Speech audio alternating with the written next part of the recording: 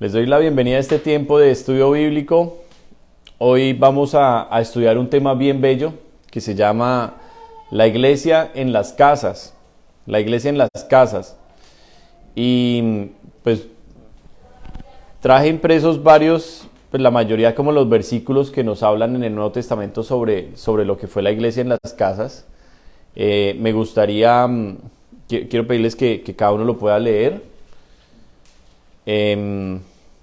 Como yo les vaya diciendo los versículos, los van a ir leyendo.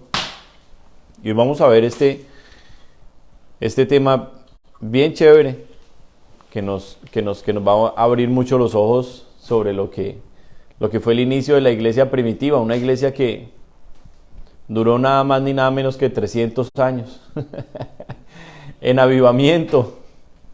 300 años en avivamiento, en la gloria del poder de Dios. 300 años, Dios mío, no 5, ni 10, ni 20 años, 300 años. Esta gente daba su vida por Cristo, martirizados, perseguidos, comidos por leones, por osos, por perros. ¿Qué no hicieron con ellos? Los cogían de antorchas, Nerón los cogió en su palacio, los atravesaba con estacas y los prendía. ¿Qué no hicieron con ellos? Y ellos no negaban al Señor. 3 generaciones, Dios mío, en el fuego y en el poder de Dios. Entonces lo que fue el inicio de esta iglesia tuvo que ser algo tremendo. Y es lo que vamos a ver aquí en la palabra, para que hubieran durado 300 años así y no se hubieran podido acabar, sino que al contrario se multiplicaban. Qué cosa tan tremenda, ¿no? Entonces, vamos hoy a estar mirando esas cosas y a pedirle al Señor que nos abra mucho los ojos. Así es que voy a invitarlos a que oremos y ponemos el tiempo en las manos del Señor. Padre, te damos honor, te damos gloria y exaltación, maravilloso Rey. Gracias por tu palabra, gracias por poner este estudio, Señor, en mi corazón, este tema. Gracias por dejarnos tu palabra, Dios, la Biblia, la cual, Señor, siempre, siempre es y será por siempre la antorcha que alumbra, Señor, en el lugar oscuro. Será siempre, Señor, la lumbrera que alumbra nuestro camino. Siempre tu palabra, Dios, esa espada poderosa del Espíritu. Habla hoy con poder, amado Señor, a través de tu palabra, a través de tu siervo, a través del que quieras hablar. Y glorifica tu nombre, Dios, porque para eso estamos acá, para darte honor y gloria, Señor. Enséñanos sabiduría. Ayúdanos a poner por obra esto que, Señor, hoy escuchamos, a vivirlo, Señor. No solo a entenderlo, sino a vivirlo, Señor. Te amamos mucho, Dios. Nos despojamos de todo peso, de toda carga, del pecado que nos asedia. Atamos la contaminación y la enviamos al abismo. Y te pedimos, glorifícate, Señor. En Cristo Jesús. Amén. Y amén. Muy bien. Voy entonces a quitarme el microfonito y les voy entonces vamos a empezar, lo voy a leer yo y después les voy a dar los versículos. Entonces voy a pedirle que empiece allá mi hermana Antonieta. Mi hermana Antonieta va a comenzar en Colosenses 4:15. Colosenses 4:15. Mi hermana Sujei va a leer, por favor, Romanos 16:5. Romanos 16:5. Mi hermana Jenny va a leer Hechos 20:20. Hechos 20:20. Juanchito, vas a leer Hechos 16:29. 29 al 32 vas a leer. Juanito, vas a leer Hechos 5:42. Vale, vas a leer Primera de Corintios 14:26. Y el último versículo que tengo acá, Dani, vas a leer, busca tu Biblia, y vas a leer Hechos de los Apóstoles 2:2. Hechos 2:2. Búscalo en tu Biblia. Acts 2:2. Ok. Vamos entonces voy a comenzar leyendo. El primer versículo que voy a leer es Primera de Corintios 16, 19. Miren lo que dice el apóstol Pablo. Las iglesias de Asia os saludan. Os saludan mucho en el Señor Aquila y Priscila, con la iglesia que está en su casa. Muy bien. ¿Quién tiene Colosenses 4:15? Ok, mi hermana, léalo fuerte, por favor. Saludad a los hermanos que están en la Odisea y en Nifas y a la iglesia que está en su casa. Amén. ¿Quién tiene Romanos 16:5? Amén. Fuerte.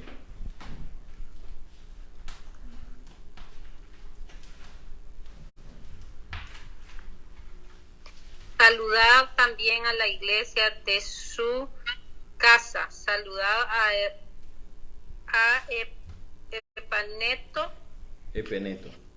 Epeneto, amado mío, que es el primer fruto de Acaya para Cristo.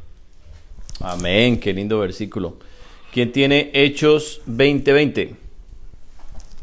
Y como nada que fuese útil de rehuido de anunciaros y enseñaros públicamente y por la casa. Y por las casas. ¿Quién tiene Hechos 16:29 al 32? Machito, cógelo. Párate y lees acá. ¿Hechos 16? Sí, Hechos 16:29 al 32. Dice, el carcelero pidió que le trajeran una lámpara y entró corriendo en la cárcel. Cuando llegó junto a Pablo y Silas, se arrodilló temblando de miedo. Luego sacó de la cárcel a los dos y les preguntó: Señores, ¿qué tengo que hacer para salvarme? Ellos le respondieron: Cree en el Señor Jesús y tú y tu familia se salvarán.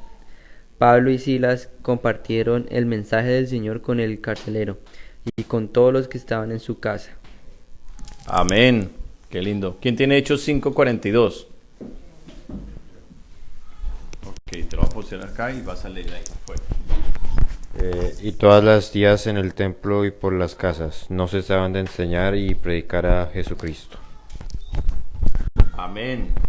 ¿Quién tiene 1 Corintios 14:26? Creo que vale.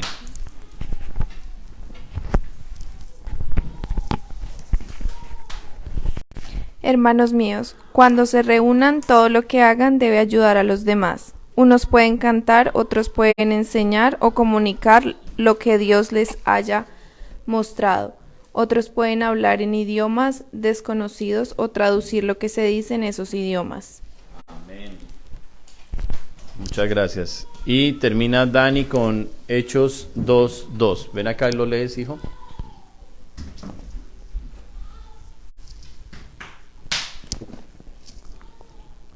Suddenly there was a sound from heaven, like the roaring of a mighty windstorm, and it filled the house where they were sitting. Muy bien, yo lo leo en español. Dice: y de repente vino un estruendo del cielo, como de un viento recio que corría, el cual llenó toda la casa donde estaban sentados. Amén. ¿Qué tienen en común todos estos versículos?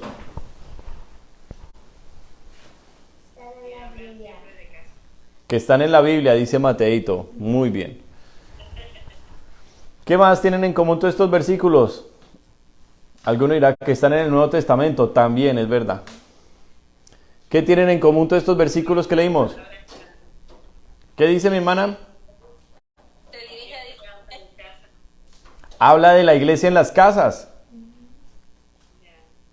Qué curioso. Qué curioso. Y bueno, y hay muchos versículos más.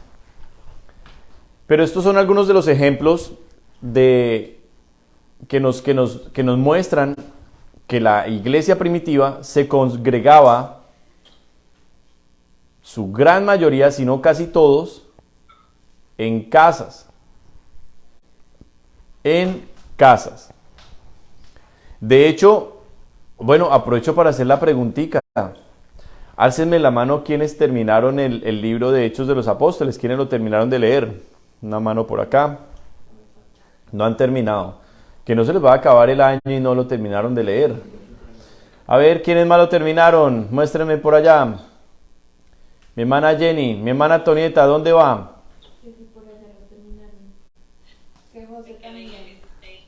José lo terminó, mi hermana Antonieta se quedó en el 16. ¿Dónde se quedó mi hermana Sujei?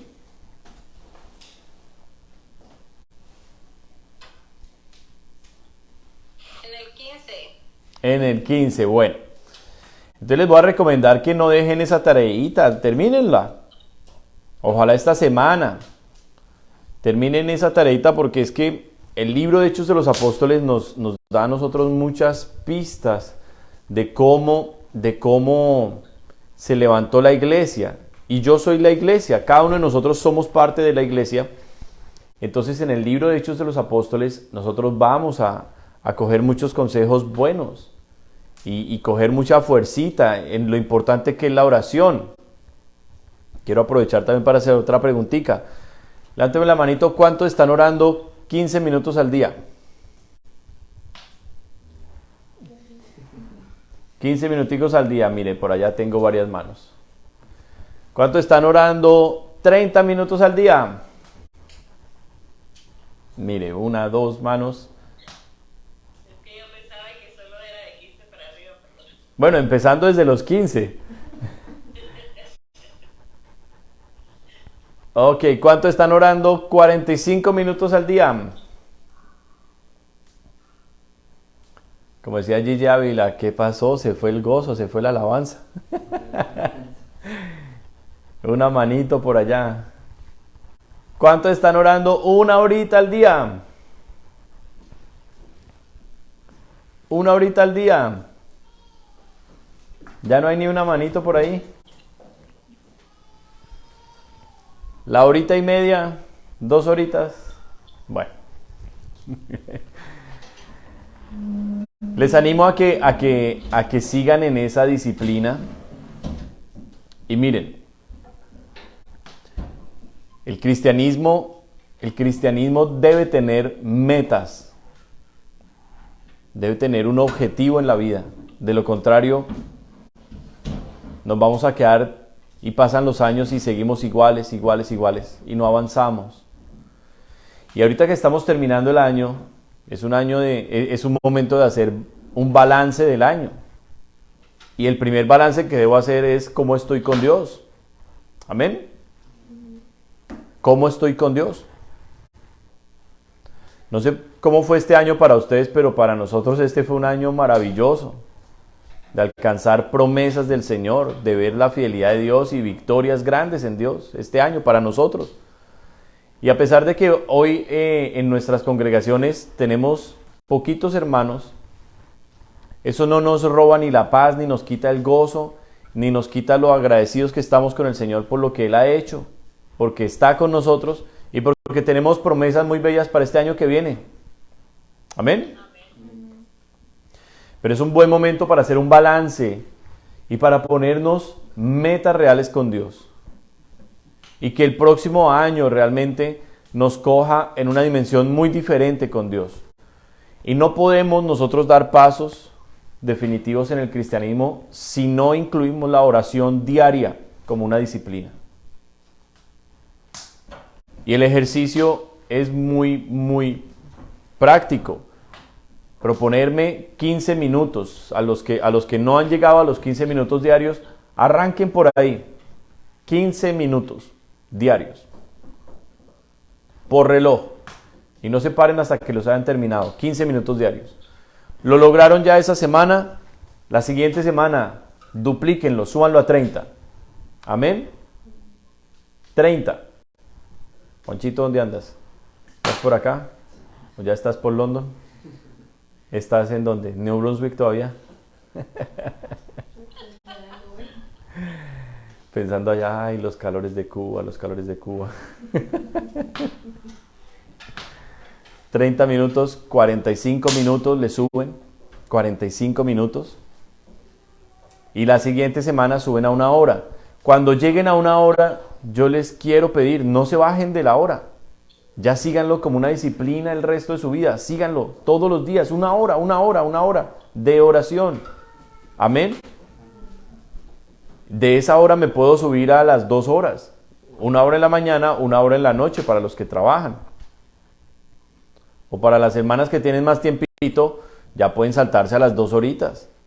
Después de que uno lleva ya 2, 3 semanas orando 1 hora, 1 hora no es pero nada para orar. Y se salta uno a las 2 horas facilito. Y después de que se lleve 1, 2 semanas orando las 2 horas, facilito se pasa uno a las 3 horas. Porque ya tiene músculo. Así es la oración, le genera a uno músculo. Entonces, quiero animarles para que realmente tomen una disciplina y que podamos nosotros ver un crecimiento en sus vidas el próximo año, primero Dios. Amén. Eso es lo que el Señor quiere y nosotros como pastores queremos verlos a ustedes así creciditos. Pero bueno, yendo entonces al tema, acabamos de leer 8 versículos en los cuales entre las salutaciones del apóstol Pablo y los testimonios del libro de Hechos de los Apóstoles, nos dimos cuenta que las iglesias se levantaron principalmente en las casas. Entonces, hoy en el cristianismo que tenemos, que está muy distorsionado de lo que es la Biblia, hoy vemos algo muy diferente. Hoy vemos que primero se levanta el templo, primero se levanta la bodega con tremendo aviso, con los instrumentos y con todo, y ya después de que tengo el negocio montado, ahora sí traigamos a la gente. Y la mayoría de la gente que llega allí jamás se convierte. ¿Por qué? Porque ese no es el orden de Dios. El orden de Dios lo vamos a ver en este texto. Vayan conmigo a Tito 1. La carta del apóstol Pablo a Tito. Tito capítulo 1.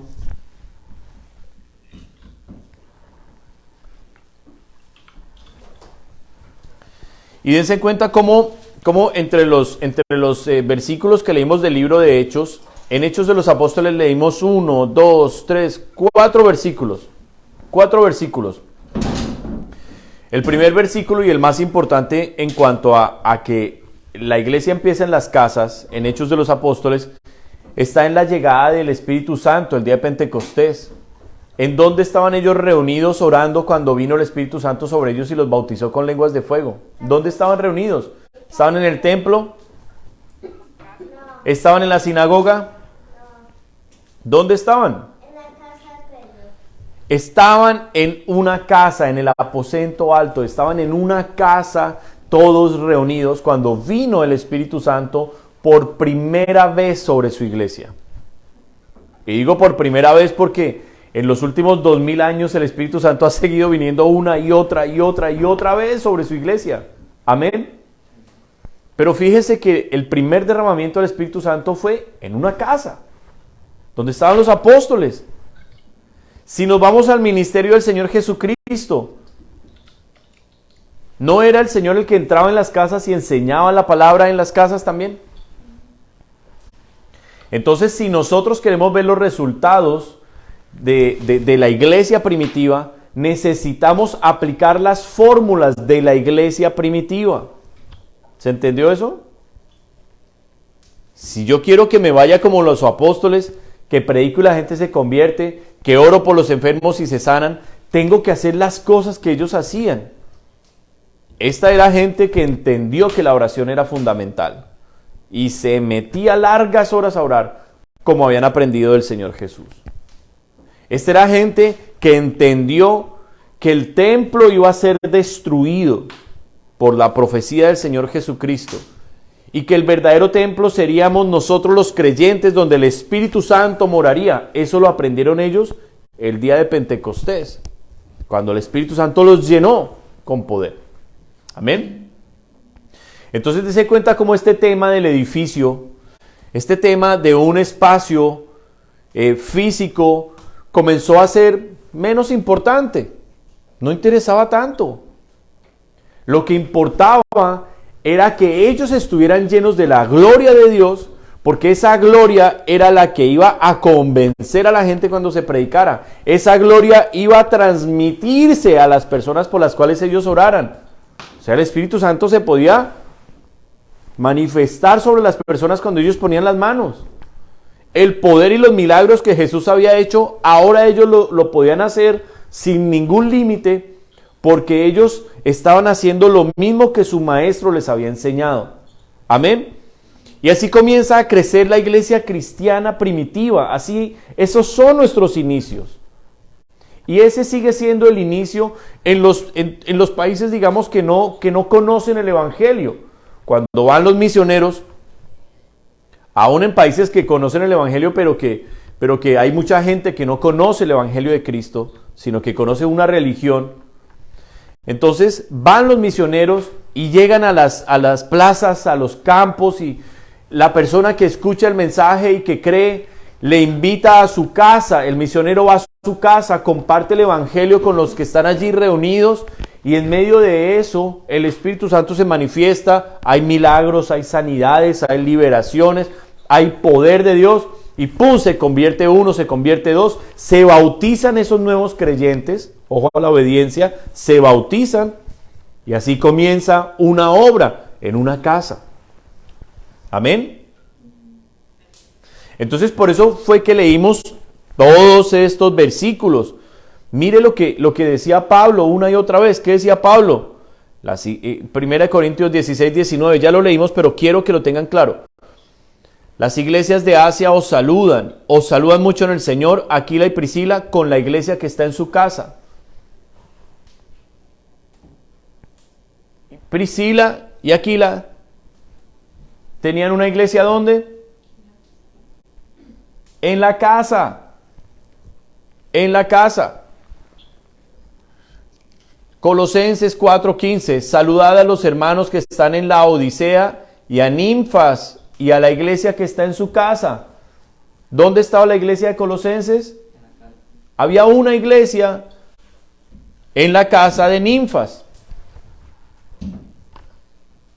Y si vamos a la lectura detallada de todos estos textos, nos damos cuenta, mezclando todo eso con el Evangelio, con el libro de Hechos de los Apóstoles, que nos cuenta cómo fue ese evangelismo que hizo especialmente el apóstol Pablo en todos estos países gentiles. Ahí nos vamos a dar cuenta cómo la iglesia en cada uno de esos lugares que nunca jamás habían escuchado el Evangelio se iba levantando en casas. En casas.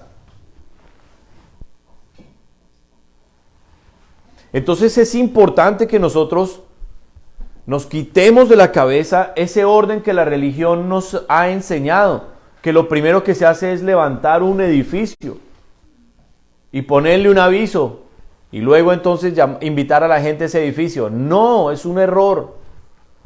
El local, el lugar donde se congregue la iglesia no es tan importante. Primero se edifica la iglesia, o sea, las personas. Y cuando las personas están reunidas en un lugar y ya ese lugar no es lo suficientemente amplio para la gente que sigue llegando, ya la misma iglesia dice, ok, ahora sí necesitamos un templo, un lugar más grande, un lugar donde congregarnos. Amén. Entonces es importante que nosotros nos vayamos despojando de estos principios que son de la religión, son puestos por hombres, no por Dios. Amén. Muy bien. Vamos ahora hacia el texto que les dije en Tito 1, del 1 al 16. Vamos a leerlo entonces todos. Dice: Pablo, siervo de Dios y apóstol de Jesucristo, según la fe de los escogidos de Dios y el conocimiento de la verdad que es según la piedad, para la esperanza de la vida eterna, la cual Dios, que no puede mentir, prometió antes de los tiempos de los siglos, y manifestó a sus tiempos su palabra por la predicación. Miren lo importante de la predicación. Que me es a mí encomendada por mandamiento de nuestro Salvador Dios. A Tito. Esta carta está dirigida a Tito. ¿Quién era Tito? Verdadero hijo en la común fe. O sea, no era un hijo natural del apóstol Pablo, era un hijo espiritual. ¿Por qué le llama hijo así como le llamaba a Timoteo? ¿Por qué? Porque la paternidad espiritual es algo muy importante. Si hay algo que tiene hoy al cristianismo sin identidad, y si hay tanta gente que se dice cristiana rodando de iglesia en iglesia, es porque nunca tuvieron un papá espiritual, nunca se acogieron a este principio apostólico. Los apóstoles tenían hijos espirituales, discípulos, que los formaban, que se preocupaban por ellos, que los cuidaban. Y con esos hijos espirituales, con esos discípulos, es que se iban levantando los que iban a estar al frente de cada obra. Primero discípulo a este nuevo creyente en la cobertura espiritual que Dios nos da. Le extiendo una paternidad espiritual. Está protegido bajo un manto apostólico, profético, manto espiritual real, genuino, que significa que lo que hay en mi vida de Dios ahora lo puede tener esta persona. Amén. Y esta persona debe ser edificada, o sea, se le debe enseñar, se le debe ayudar en sus procesos de liberaciones, de crecimiento espiritual, para que se convierta en un instrumento de Dios. Esa fue la clave por la cual, una de las claves por las cuales la iglesia primitiva no sucumbió, no se acabó a pesar de la persecución, porque venía el Imperio Romano, entraban en la casa donde se congregaban, echaban en la cárcel a 4, a 5, los mataban. Pero ¿qué pasaba con los otros creyentes? ¿Ya no soy cristiano? No, ellos se iban y ahora se congregaban en otra casa y seguía la predicación. Mataron al predicador. Bueno, el Señor tiene que levantar aquí a otro. Levantaban a otro y ese otro ahora era la persona que estaba al frente en esa casa, en esa obra. Por eso el apóstol Pablo dice aquí en su salutación, dice en 1 Corintios 16, 19, las iglesias de Asia os saludan. Y no está hablando de todas las iglesias de simplemente Capadocia y de Galás y de los Gálatas. Y no, está hablando de que en solamente una ciudad había varias iglesias locales. Y esas iglesias locales, ¿dónde quedaban? En cada casa de creyentes. Entonces, si estamos dimensionando una iglesia en casas, ¿de qué magnitud eran los cultos en cada casa? ¿De cuánta asistencia? ¿De 500 personas por casa? Grupos pequeños, así como nosotros. Amén. Reunidos en las casas, grupos pequeños. Entonces, esto, mis hermanos, ¿por qué? Porque nosotros venimos del catolicismo. Y el catolicismo lo que ha hecho en todo el mundo es que a país que llega, levanta tremendo templo, ¡wow! Impresionante, y llénenlo con gente. Y la iglesia cristiana ha seguido ese mismo modelo equivocado. Entonces vamos a abrir iglesias, construyamos templos, y después de que tengo tremendo templo, ahora sí llenémoslo. Es un error. Yo lo vi en un país donde Dios me mandó a predicar. Vi gente dedicada únicamente a levantar templos en lugares donde no había templos. Y entonces construyen la bodega, pero esa bodega donde uno iba a predicar era una bodega grande para 10 personas. Eso es un error. Es un error. ¿Por qué? Porque la mayoría de esos pastores tienen que trabajar, tienen que ponerle carga al pueblo para poder sostener esa bodega. ¿Cómo sostenemos una bodega costosa entre 10 personas?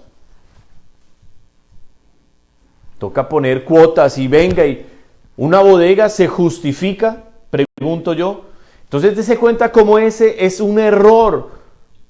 Y por eso el cristianismo hoy está tan desdibujado, tan lejos de lo que fue el cristianismo del Nuevo Testamento. por no seguir el modelo de los apóstoles, modelo que les fue encomendado por el Señor Jesucristo, quien hizo lo mismo. ¿Cómo fueron las experiencias del Señor Jesús en el templo cada vez que fue al templo? ¿Fueron buenísimas? ¿Salía del templo aplaudido?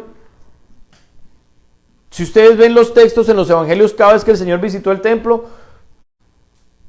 bueno, en 2 años, en 2 ocasiones, en 2 años, fue que hizo lo de sacudir las cuerdas, voltear las mesas, echar fuera a los cambistas de monedas, vendedores de animales y limpiar el templo. 2 años hizo eso el Señor. 2 veces lo hizo. Pero cuando él enseñaba en el templo y venía y sanaba a uno, sanaba a otro, se levantaban los fariseos, los saduceos, a quererlo apedrear, a quererlo mandar a apresar. Las experiencias del Señor en el templo fueron terribles. Y el Señor se dedicó a enseñar ¿dónde? En los campos. Junto al mar de Galilea, donde estaban los pescadores. En las plazas. En las casas. Y eso es lo que los apóstoles nos dijeron. Por eso cada uno de ustedes leyó este tipo de versículos. Mire, por ejemplo, este versículo, Hechos 20:20. Como nada que fuese útil he rehuido, ahí está Pablo hablando, de anunciaros y enseñaros públicamente y por las casas. ¿Dónde enseñaba Pablo? Igual que el Señor Jesús. Igual que el Señor Jesús. Públicamente y en las casas. Amén. Entonces el principio de la iglesia en casa, como su origen, es el principio que la Biblia nos da. La iglesia empieza en las casas. Y así la iglesia, o sea, el número de creyentes se aumentó y el lugar no puede recibirlos, bueno, hay que buscar otro lugar, un local. Y soy repetitivo en esto, ¿para qué? Para que de una vez nosotros entendamos hacia dónde el Señor nos está llevando. A que no nos equivoquemos y no anhelemos cosas y que terminemos desviados y con carga. Amén. Por eso Dios nos dio la orden de vender el templo. Éramos muy pocos para un templo con capacidad de 180 personas. Costoso en su sostenimiento. Y lo íbamos nosotros a pagar solo porque, ay, es el templo. No, Dios habló, Dios dijo, véndanlo. Lo habló a través de mí, lo habló a través del pastor Mauricio. Véndanlo. Es hora de salir de ahí. Y es hora de edificar la iglesia. ¿Qué significa edificar la iglesia? ¿Comprar drywall? Edificar la iglesia es esto que estamos haciendo hoy. Tú eres la iglesia, ¿vale? Mi hermana Antonieta es la iglesia allá en Montreal. Juanito, tú eres la iglesia. Cada uno de nosotros somos la iglesia. Amén. Y es lo que el Señor tiene para nosotros en este tiempo. Que le conozcamos más. Que cojamos fuercita en la oración. Amén. ¿De qué nos sirve tener un templo bonito si mire que la mayoría ni siquiera ora 15 minutos diarios? A mí se me hace que eso es pura religión. A mí se me hace. ¿Será? Pero cuando la iglesia llegue a decir, estamos metidos, y mire, ¿cuánto está orando Juanito? No, tío, yo estoy orando 1 hora diaria. ¡Wow! ¡Qué bien, Juanito! Y Juanchito, no, pastor, yo ya voy por la 1:30 diaria, y eso que a veces me echo las 2 horitas porque se me va el tiempo. Y vale, no, también 1 hora. Cuando cada uno esté ya en ese nivel diario, metido de disciplina, comprometido con Dios, ahí nosotros ya estamos más fuertes como iglesia. Ahí ya comenzamos a ver que vienen las primeras almas. Y que se convirtió de verdad, que invité a la iglesia se convirtió, que me lo hice un hijo espiritual. Que ahora tenemos un hermano, no simplemente un invitado, un hermano tenemos ahora. ¿Y quién le predicó a ese? No, pues allá Valeria le predicó en el trabajo y se ganó ese hijo espiritual. Y mire, eso fue lo que pasó en el libro de Hechos de los Apóstoles. Eso pasó durante 300 años. No podían tener templos porque los mataban. Los mataban. Por eso no tenían templos. ¿Dónde se reúnen hoy nuestros hermanos en Irán, en Irak? ¿Dónde se reúnen ellos? En Pakistán. ¿Dónde se reúnen ellos? En Arabia Saudita. ¿Dónde se reúnen? En casas. En Turquía. En Japón. ¿Dónde se reúnen? En casas. En la China. ¿Es que la China les empezó a destruir templos a los cristianos? En las casas. Amén.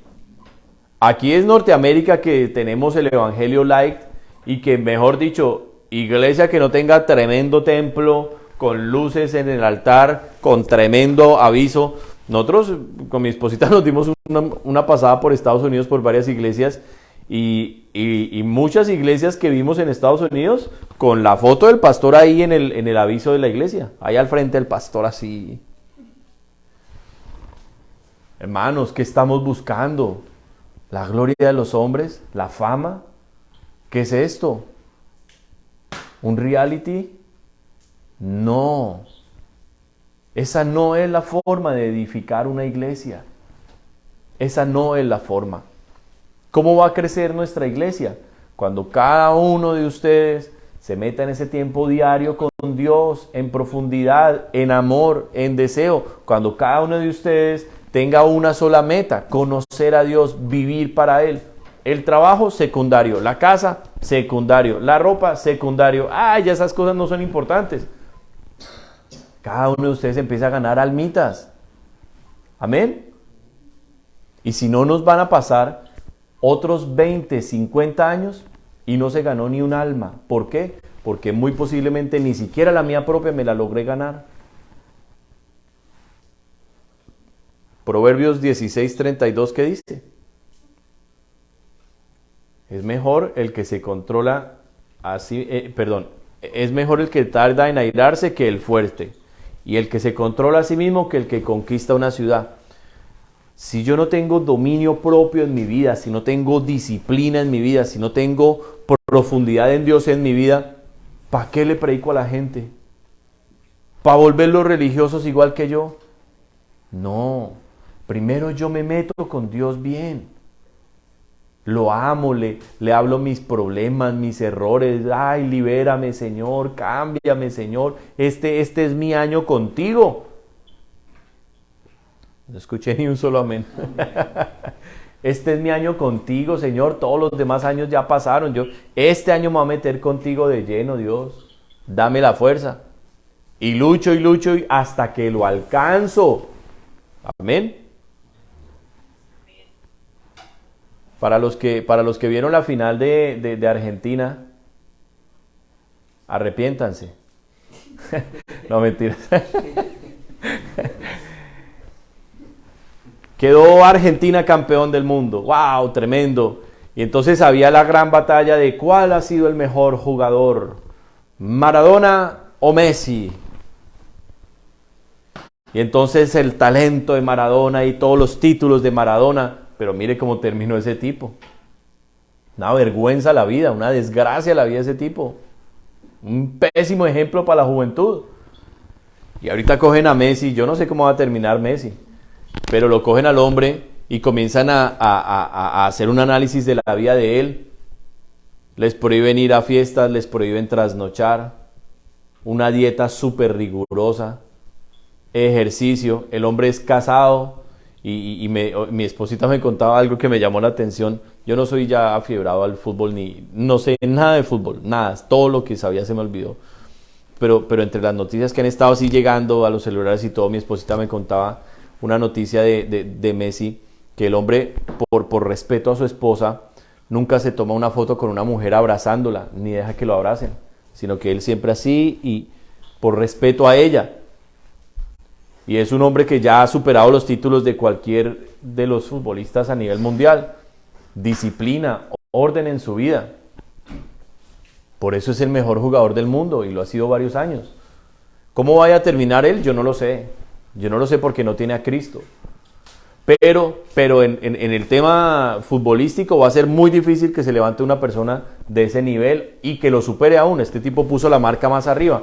Ahora imagínense esos ejemplos que nosotros vemos en el mundo y gente que llega tan lejos, y por qué nosotros en el Señor no tenemos los mismos, las mismas metas, como la misma ambición de decir yo quiero. ¿Cuántos de mis hermanitas y hermanos no han recibido el Espíritu Santo? Y yo les pregunto, ¿tienen como meta recibir el Espíritu Santo este año que viene? Decir, Señor, no se me puede pasar este año que viene sin haber recibido el Espíritu Santo, sin tener un don espiritual. Yo quiero y anhelo un don espiritual. Cojan ahí 1 Corintios 11, lean los dones espirituales y escojan un don que les guste. Diga, uy, Señor, me encantaría este don, ¿por qué no me lo das? Y pídanlo con insistencia. Y pídanlo para la gloria de Dios, para edificación, porque los dones son para edificación, no para la gloria de uno. Esas son las clases de metas que nosotros nos debemos establecer. Y esto era lo que pasaba en la iglesia primitiva. Por eso los milagros no eran únicamente, los milagros no dependían de que llegó el apóstol Pablo, va a haber milagros. No. Cada hijo genuino del apóstol Pablo tenía esta herencia espiritual, estaba este amor, esta pasión por Dios, por la palabra, por la santidad, y la administración era muy poderosa. Pero es que ellos no hablaban discursos, hermanos. Ellos no cogían simplemente un estudio bíblico y ya. Eso no era lo que ellos hacían. Ellos amaban al Señor. Ellos arriesgaban sus vidas siendo cristianos. ¿Cómo lo ven? Arriesgaban sus vidas siendo cristianos. Y miren el ejemplo que nos dejaron. Por eso nosotros necesitamos compromisos con Dios. Por eso el ejercicio de la tarea que les había puesto, leer Hechos de los Apóstoles. Porque ahí yo cojo y absorbo todo esto. Pero vamos a terminar con Tito, que era el ejemplo, y aquí ya vamos a cerrar el estudio de hoy. Porque leí hasta una parte de Tito, pero no lo terminamos de leer.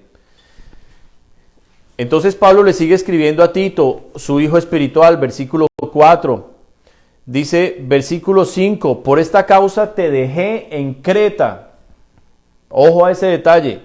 Por esta causa te dejé en Creta para que corrigieses lo que falta y pusieses ancianos por las aldeas, así como yo te mandé. Y mire cuáles eran los ancianos que debía levantar Tito, como se lo diría también Pablo a Timoteo en la primera Timoteo. Dice, el que fuere sin crimen, marido de una mujer, que tenga hijos fieles, que no estén acusados de disolución o contumaces, o sea, hijos rebeldes, porque es menester que el obispo sea sin crimen o sin acusación, como dispensador de Dios, no soberbio, no iracundo, no amador del vino, que no sea heridor ni codicioso, no de ganancias deshonestas, sino que sea hospedador, amable, amador de lo bueno, templado, justo, santo, continente, retenedor de la fiel palabra que es conforme a la doctrina. Dice, para que también pueda exhortar con sana doctrina y convencer a los que le contradijeren. Entonces, ¿qué fue lo que hizo el apóstol Pablo? Ya nosotros sabemos por Hechos de los Apóstoles que Pablo se dedicó a viajar 4 grandes viajes evangelísticos impresionantes. Y cada viaje que él hacía el siguiente año o el siguiente viaje que él hacía era más ambicioso que el primer viaje. Qué cosa tan tremenda ese apóstol. Qué hombre tan tremendo de Dios fue el apóstol Pablo. Qué tremendo gigante. Y él decía, yo no quiero ir a predicar donde ya hayan escuchado el evangelio. Yo quiero ir a donde no hayan escuchado el evangelio. Mire el ejemplo que nos da hoy. Cuando hablamos de invitar a alguien a la iglesia, lo primero que viene a la cabeza es invitar a mis amigas que están en la otra iglesia. Entonces están en la iglesia del pastor Pedrito. Ay, no, esa iglesia, ese pastor Pedrito ya está pasado de moda. Venga a mi iglesia. Y nos las pasamos sacando gente de iglesia en iglesia, que nunca se convierte, que nunca hace nada útil para Dios ni nada. No hagamos eso. ¿Para qué le hablamos de Dios a la gente que ya dice que es cristiana? Dejémoslos ellos en su cristianismo. Pero hablemosle al católico, Hablemosle al testigo de Jehová, al musulmán, al ateo, al satánico, a la bruja, al gay, al homosexual. Hablemosles a ellos de Cristo, al homeless, al indigente en la calle. Hablemosles a gente de Cristo. Amén. Tengamos esos parámetros que tuvieron en la iglesia primitiva. Tengamos esas mismas bases, esas mismas líneas. Si nosotros hacemos lo que estos apóstoles hicieron, lo que toda esta gente tan bella de Dios hizo, vamos a tener los mismos resultados. Porque es que no hay secretos ni fórmulas mágicas. No se trata del escogido de Jehová, no se trata de eso. Se trata de hacer y ponernos en orden. Miren, en este punto, nosotros con tristeza tuvimos que despedir este año a alguien a quien amamos mucho. Mucho lo amamos. Y fueron muchos años de fidelidad, de trabajo duro, cosas muy bellas. Pero eso me recordó una vez más que si nosotros no nos ponemos en la línea bíblica, nos disciplinamos y nos metemos de verdad con Dios, el diablo va a sacar al que sea del camino. Al que sea lo va a sacar. Como ya lo hemos visto antes y lo vimos otra vez más. ¿Y qué pasó con las profecías? ¿Y qué pasó con la palabra que Dios le dio? Pues simplemente se quedó en una invitación, en una propuesta. Les tengo noticias. Dios es el Dios de las propuestas, de las invitaciones. Pero si Dios me propone y yo no hago, ¿qué va a pasar? ¿Me llega automático? ¿Hago la pregunta? ¿Cuántos tienen promesas de que Dios les va a usar a ustedes? Levánteme las manos. ¿Cuántos tienen promesas? Por allá yo no sé si es una mano o qué veo por allá, es un espejo. La mata y la lámpara. Les había pedido que me encantaría verles las caras, pero bueno. No, allá no, ni alcanzo, ya a esta edad. Necesito binóculos para ver allá. Si tienen las promesas, ¿qué hay que hacer con una promesa de Dios? Decir, ay, tan linda la promesa. Ay. ¿Sí? ¿Qué hay que hacer? ¿Qué hay que hacer? ¿Qué hizo Messi con esos talentos que tenía para el fútbol? ¿Se dedicó a firmar afiches? ¿Se dedicó a ser youtuber? Que ahora todo es redes sociales y youtuber y influencer y... ¿Qué hizo Messi con esos talentos? Les puso disciplina, les puso orden y los puso a producir. ¿Qué hay que hacer con las promesas de Dios? Hay que orar. Hay que coger la carne de uno y destruirla, demolerla. Hay que meterle ayuno. Hay que meterle estudio bíblico. Hay que meterle tiempo a solas con Dios, diario. ¿Y qué va a pasar entonces con la promesa? ¿Se cumple o no se cumple? Pues se cumple. Pero el Señor nos prometió el Espíritu Santo. ¿Y cuántos faltan por el Espíritu Santo? Levántenme las manos. ¿Y cuántos años van a pasar para que reciban el Espíritu Santo? ¿Otros 10? Señor, segurito que a los 20 años que lleve contigo, ahí sí me das de aniversario el Espíritu Santo. No, Dios no da el Espíritu Santo por aniversario ni por tiempo acumulado. ¿Sabe a quién le da Dios el Espíritu Santo? Al que lo pide. Ay, pastor, ¿y yo por qué no he recibido el Espíritu Santo? Porque no lo ha pedido. No lo ha pedido. Sí, pastor, yo he orado y lo he pedido. No lo ha pedido porque no lo ha recibido. Yo no fui ni discipulado, ni fui evangelizado, ni estuve en seminarios y todo, y después de toda la doctrina y la teología fue que empecé No, yo llevaba 3-4 semanas en la iglesia y yo decía, yo quiero que me cambies, yo quiero ser diferente, yo quiero servirte, mi vida no ha servido de nada, yo te la entrego. Era lo único que yo decía los domingos allá cantando y orando. cámbiame, transfórmame, ay, brum, se me enredaron las lenguas, empecé a hablar unas cosas raras que yo no tenía ni idea, y me tocó ir donde el pastor. Esa semana fui donde el pastor, le pedí cita, y le dije, pastor, me pasó algo muy raro. Yo estaba orando y pidiéndole a Dios que me cambiara, que me transformara, ni me sé la letra de las canciones, porque la gente piensa que para cantar uno tiene que, para adorar a Dios tiene que aprenderse la letra de la canción, o tiene que ponerle una pantalla bien bonita y, no, eso no es alabar a Dios. Alabar a Dios es anhelarlo, desearlo, buscarlo, querer estar con Él, quererlo agradar. Y yo estaba en eso sin haber sido evangelizado, sin haber sido discipulado, nada de esas cosas. Con unas semanas nomás de querer seguir a Cristo. Y el pastor Pablito, me acuerdo tanto, me dijo, mi hijo, el Espíritu Santo te bautizó. Y lo que oraste son lenguas. Le dije, ¿y yo qué hago? ¿Y cómo hago para orarlas? Dijo, no, tranquilo, no te presiones, simplemente haz lo que hiciste. Ama al Señor, cántale, órale con todas tus fuerzas y ahí van a seguir las lenguas. Oiga, y uno tiene estudios bíblicos de las lenguas, uno tiene discipulados, uno tiene exhortación, edificación, mensajes por montones de dones espirituales, de lenguas, de todo, y ni aún así la gente las recibe. No, yo digo, algo está fallando en nuestro cristianismo. Y les tengo la respuesta. ¿Sabe qué está fallando? Número 1, la fe. Número 2, la oración. Pastor, que ando deprimida, que ando triste, que me siento sola, que quiero comprar un pescadito. ¿Sabe qué le falta? No le falta un pescadito ni una pecera, le falta es oración. Oración es lo que falta. Amén.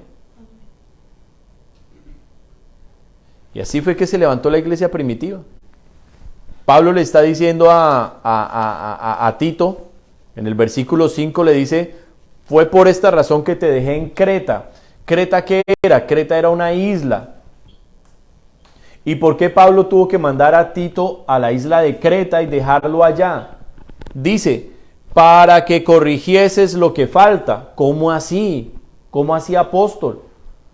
Luego ya había cristianos en Creta. Claro que ya había apóstoles en Creta. Creyentes en Creta.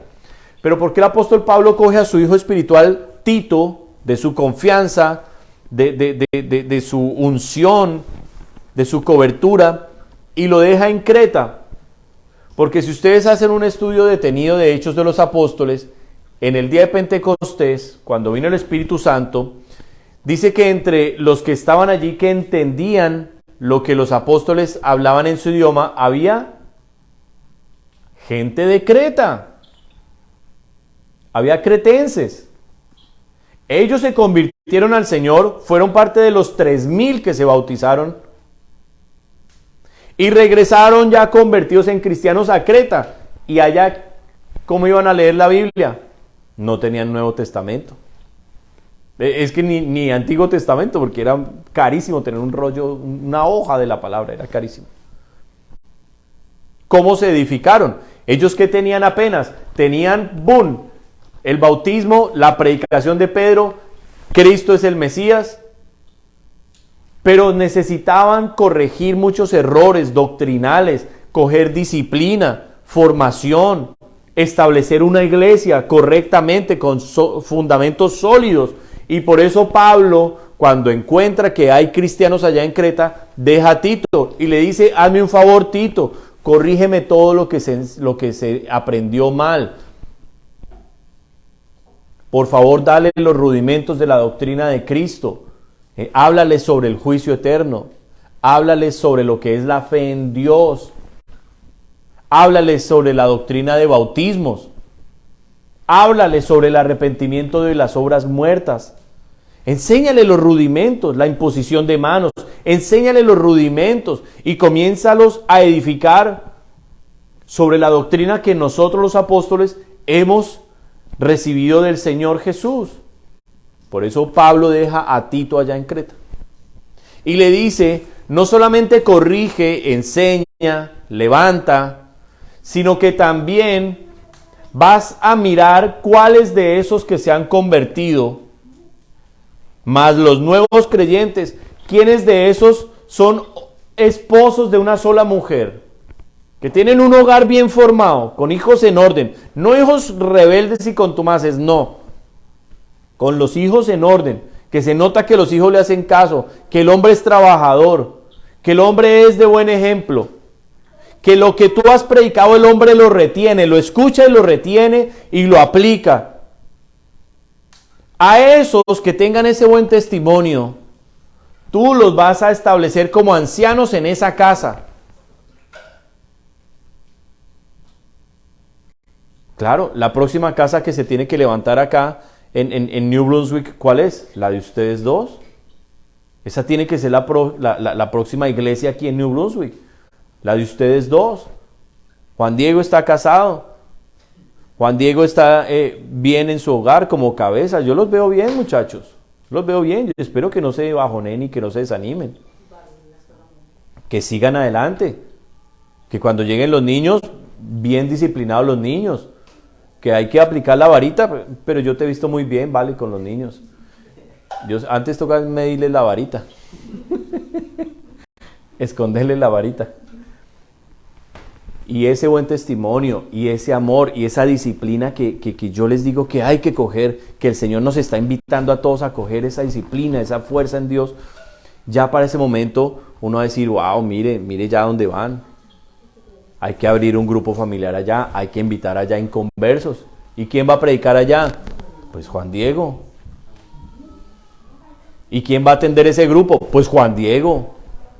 El pastor irá de vez en cuando a revisar cómo está la cosa y a dar una palabra, a orar, a tener un servicio, pero allá será otra casa. Amén. Y así para ustedes que me están escuchando. Es lo que el apóstol Pablo le ordenó a Tito, su hijo espiritual. Ahora, ¿por qué queremos fórmulas diferentes? ¿Por qué queremos el atajo? Yo les pregunto, ¿por qué queremos los atajos? Venga, pastor, yo no he ganado nunca un alma. Yo no he traído a nadie a la iglesia, pero únjame como pastor y ordéneme como pastor, que yo quiero ser aquí el que predique. ¿Por qué, hermanos?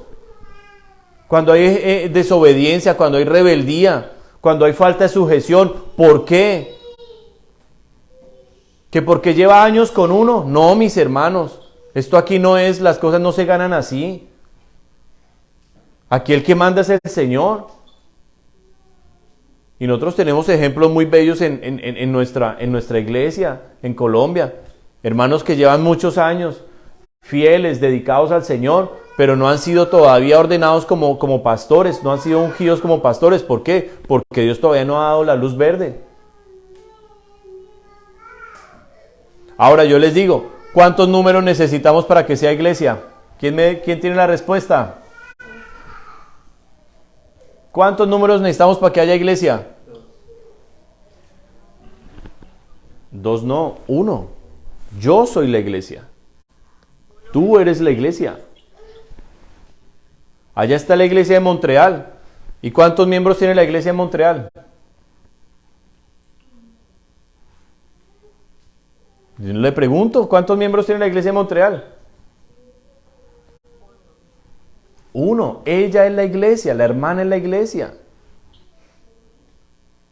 Ay, pastor, pero es que me siento sola y yo con yo. No, no es yo con yo, es yo con el Señor o el Señor con yo. Desde que esté el Señor, desde que haya la oración.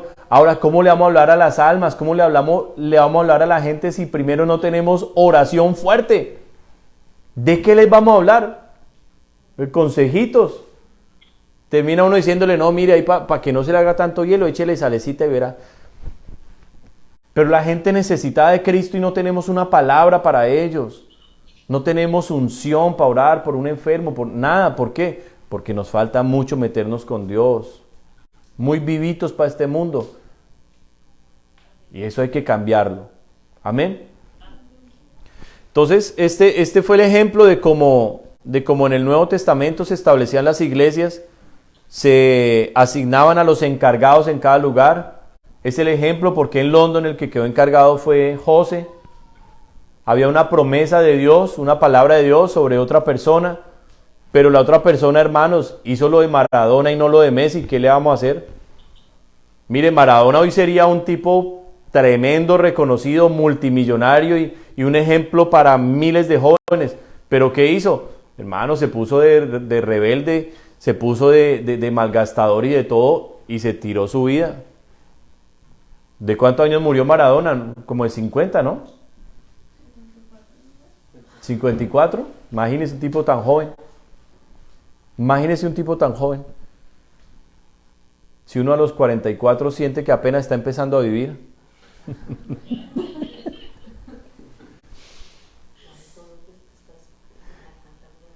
Entonces es la invitación a seguir la palabra. ¿Amén? La palabra. No nos desanimemos. ¿Qué es que invitamos al apartamento y nadie viene? Pues no inviten al apartamento, invite a la gente a Cristo. Ore. Ore. Dígale, Señor, ponme las almas. Yo digo, Dios mío. Oiga, hubo un ejemplo lindísimo. Yo lo escuché allá en London hace muchos años. Pero lo que es uno estar en la presencia del Señor. Oiga, esta persona estaba haciendo mercado normal. Normal. Y sintió que el Espíritu Santo le habló. Y le dijo, vaya, dígale a ese señor que no esté triste, que él no está solo. Y la persona hizo eso. Se fue para allá. Y le dijo, oiga, mire, qué pena, es que yo siento decirle que usted no está solo, que Dios lo ama. Y el hombre era un canadiense, la que le dijo eso era una mujer hispana, y el hombre se puso a llorar. A llorar se puso. Y le dijo, usted no sabe el problema que tengo, yo me iba a quitar la vida hoy. Ahí en un supermercado. Ay, no, pastor, es que no tengo a quién invitar. Hombre, el problema es que no hemos invitado a Cristo, ese es el problema. Que no hemos invitado a Cristo.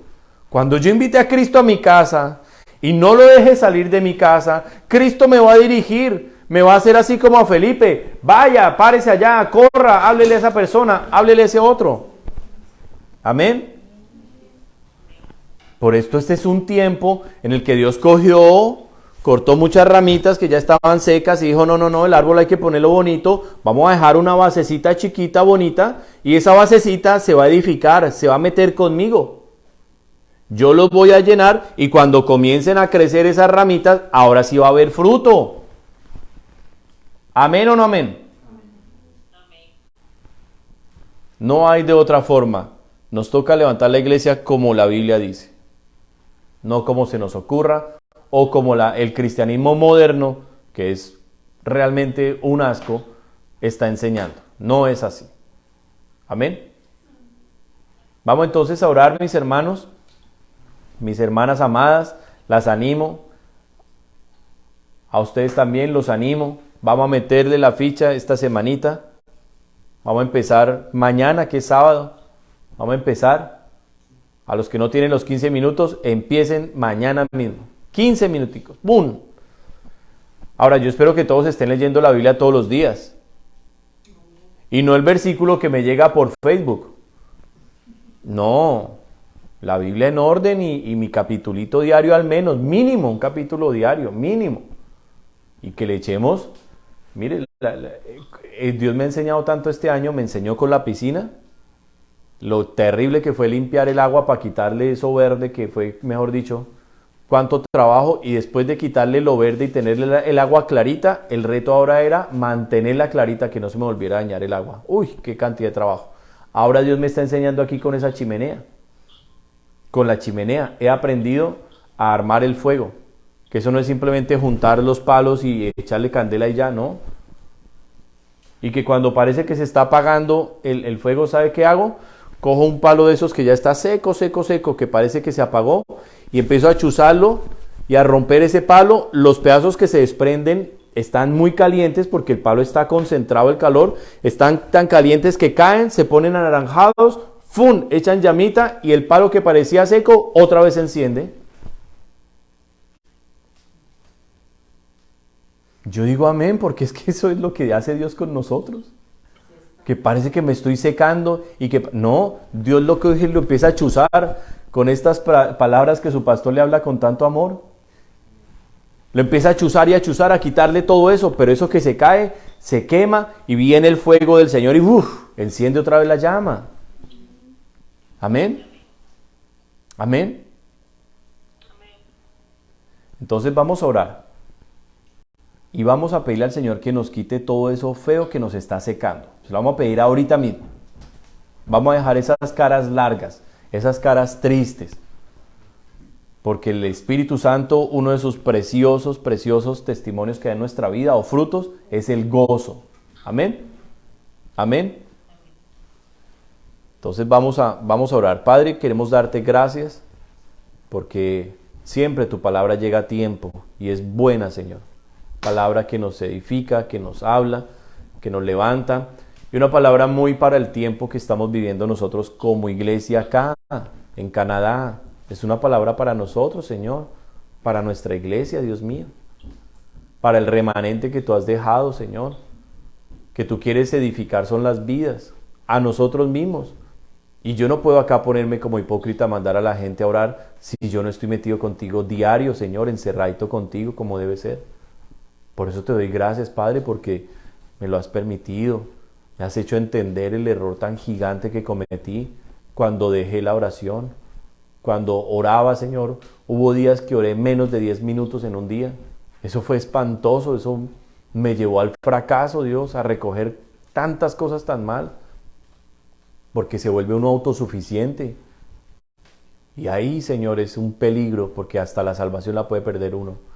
Pero te doy gracias por tu misericordia, porque me amaste, me levantaste, nunca me dejaste solo, me ayudaste a volver al camino correcto, al de tu presencia, al de tu dirección, no al de mis ideas, ni mis ideotas, no, Señor, al de la obediencia, al de esperar en ti. Y que nos quieres encerrados, bueno, Señor, nos encerramos. Que nos quieres poquitos, bueno, gloria a ti, mi Rey, somos poquitos. Pero tu iglesia que tú dejes, te la quiero pastorear bien, Señor. Enseñarles bien tu palabra, Señor, con temor de ti. Y sobre todo, Dios, ayudarlos en su relación contigo. Por eso yo te pido, Padre, que tú remuevas todo lo que en nuestras vidas, entre pastores y ovejas, ha pasado mal, que ha hecho que las ovejas se alejen, o se cierren, o ya no tengan confianza conmigo. Que no me hablen o no me cuenten sus problemas o no me pidan oración. Padre, rompe eso y permite que cada uno de ellos se vuelva a acercar, que diga, mire, pastor, ayúdeme a orar, he estado en esta batalla, ayúdeme, ¿cómo salgo? Señor, yo por eso me he humillado acá y he reconocido mis errores, he reconocido mis faltas, para no hacerme ver a una persona tan distante y tan lejos de ellos, no, para que entiendan que yo también he fallado. Y que así como tú me levantas, los vas a levantar a ellos, Dios. Que estas promesas, Señor, vienen de parte tuya y tú no mientes. Pero que hay que pagar un precio para que la promesa se cumpla, Dios mío. En el nombre del Señor Jesucristo. Oro por todo esto. Quema toda la hojarasca. Quita todo eso que no sirve, Dios, de nuestras vidas. En el nombre de Jesús. Que tu Espíritu sea el protagonista, Dios. Siempre. Cada día en nosotros. Levántanos, Señor, te lo pedimos. Bendice cada uno de mis hermanos que ha escuchado hoy, Señor, la palabra. Trae sanidad sobre mi propio cuerpo, sobre Vale, Señor, que está maluquita, sobre cada hermano con estos virus, con todas estas cosas que han venido. Trae sanidad real, Señor. Por favor, manifiéstate con milagros, con sanidades, con cosas sobrenaturales, Dios. Que tu pueblo sepa que aquí no es simplemente un estudio de palabras, sino que el poder también está. Y el poder solo hay uno que lo puede poner y eres tú, Señor. Por eso te adoramos, te alabamos. Gracias por estos gigantes en la fe, como Pablo, como los apóstoles, Señor, como Timoteo, como Tito, como todos estos, como Acaya, Señor, como Priscila, todos estos gigantes, Dios, que tuvieron las iglesias en sus casas y que tú fuiste su vida y nos dejaron ejemplo, Dios, para nosotros. Gracias por ellos, Dios. Te amamos mucho, queremos lo mejor de ti. Queremos más de ti, Señor. Ayúdanos y avívanos, Señor. Guárdanos, Dios, del mal. Atamos la contaminación que salió y la enviamos al abismo. Y todo espíritu de retaliación y de venganza lo enviamos al abismo. En el nombre de Jesucristo te damos honor y gloria, Señor. Amén y amén. Bueno, mis hermanos, saludo también allá a la pastora Astrid, que estuvo ahí escuchándonos, viéndonos. Un saludo allá especial para Emanuel, para Josué, para el pastor Maito. Saludos para todos mis hermanos, les amamos mucho. Nos vemos el domingo, primero Dios. Dios les bendiga a todos.